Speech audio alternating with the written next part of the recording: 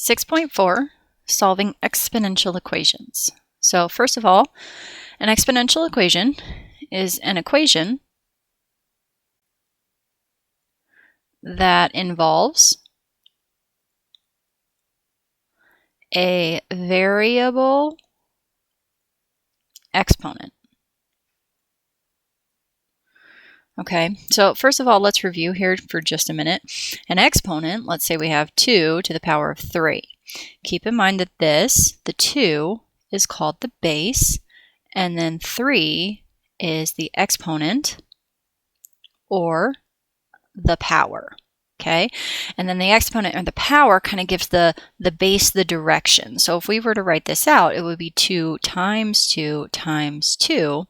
2 to the third power is 3 2's. So ultimately then, if you take 2 times 2, you're going to get 4, and then 4 times 2, you're going to get 8. Okay, so the most common mistake I see is people just take the 2 times the 3, and they tell me this is 6. That's not true. This is a multiplication problem. So 2 times 2 times 2. Now, an exponential equation is where we're going to have an exponent or a variable in the exponent. So for example, I could now say 2 to the x power. We just got done with graphing those.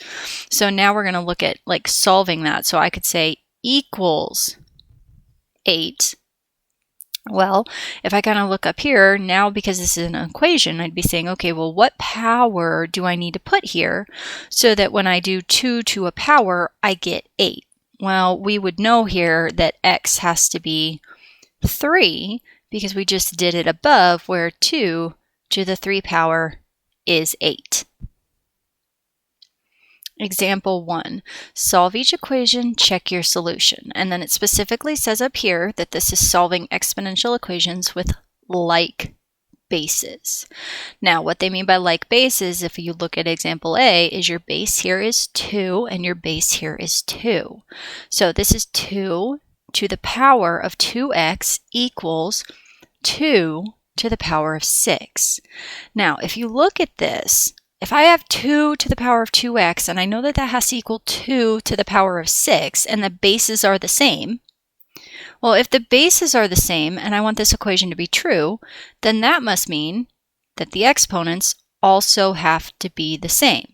And this is if they have like bases. So I'm just going to kind of pull from that and say, okay, well, if the bases are the same, then I know 2x has to be the same thing as 6. And I'm going to solve that equation. Divide both sides by 2. X equals 3. And then because this is our first one, we're definitely going to check that.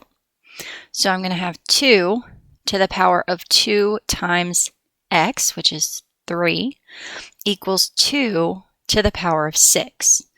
Well, 2 to the power of 2 times 3, 2 times 3 is 6, which equals 2 to the power of 6. Yes, that's true. Letter B, 5 to the power of 2x equals 5 to the power of x plus 1. Again, if the bases are the same, then I know that exponents have to be the same, because 5 to any power is the same thing as 5 to the same power. So 2x equals x plus 1. I'm going to solve this by subtracting x. So x equals 1.